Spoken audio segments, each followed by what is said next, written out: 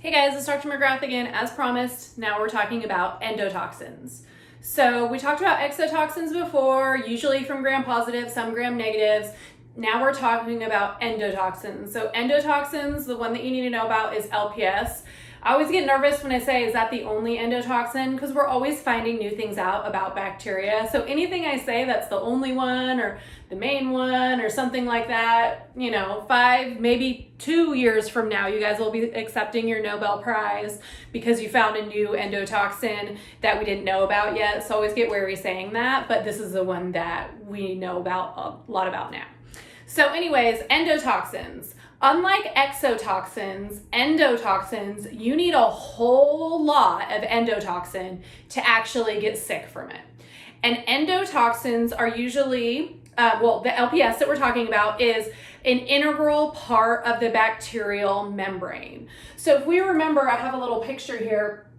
So we have this polysaccharide out here. We have an O antigen. And then we have the lipid A piece. So there are 3 different pieces. So this is like outside the bacterial cell, and this is the bacterial cell membrane. This lipid A portion is in the bacterial cell membrane. That's what LPS looks like.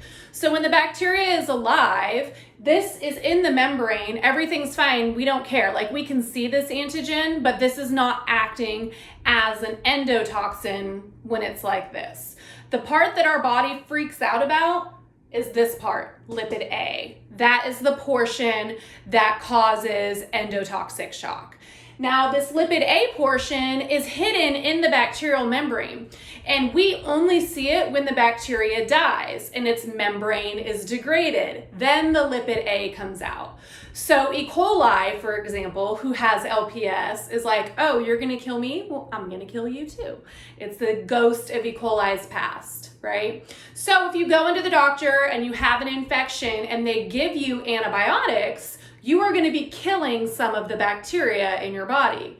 Now, if endotoxins worked like exotoxins and you only needed a little bit to be sick, then you would be super sick after you took antibiotics.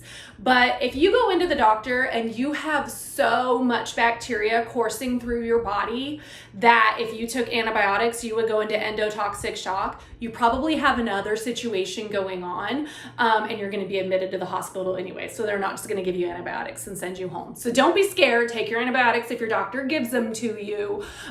If you're at risk of endotoxic shock, they'll keep you there.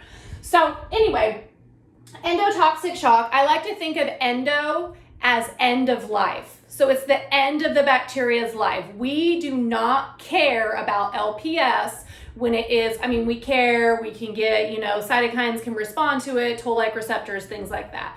But we don't care about the lipid A if the bacteria are living. We only care once they die, because that's the only time we see the lipid A.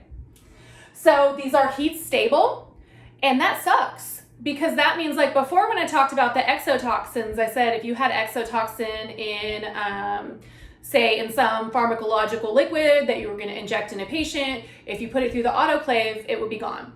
These are heat stable. So if you have a big jar of pharmacological liquid and it has E. coli in it, and you autoclave it so you kill the E. coli, the LPS is still there. So you can actually still cause problems for your patients.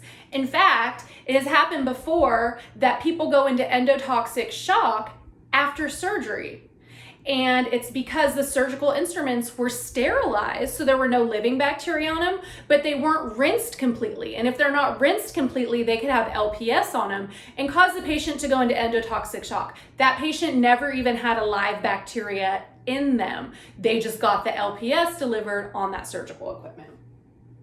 And what happens, you need a lot of this to be sick, which is good. We talked about that. But what happens is you end up killing yourself. Okay, so we see that lipid A in our body, our cytokine, we have a huge cytokine storm, freak out, and you end up killing yourself. So the bacteria doesn't actually kill you because bacteria is already dead, right? You have this big cell signaling cascade and your body cannot get it under control, and it causes multiple organ failure. So again, endotoxins, we're talking about LPS. LPS is divided into 3 pieces. We have this antigen on the outside. We have the O core polysaccharide, and then we have lipid A. Lipid A is embedded in the bacterial membrane.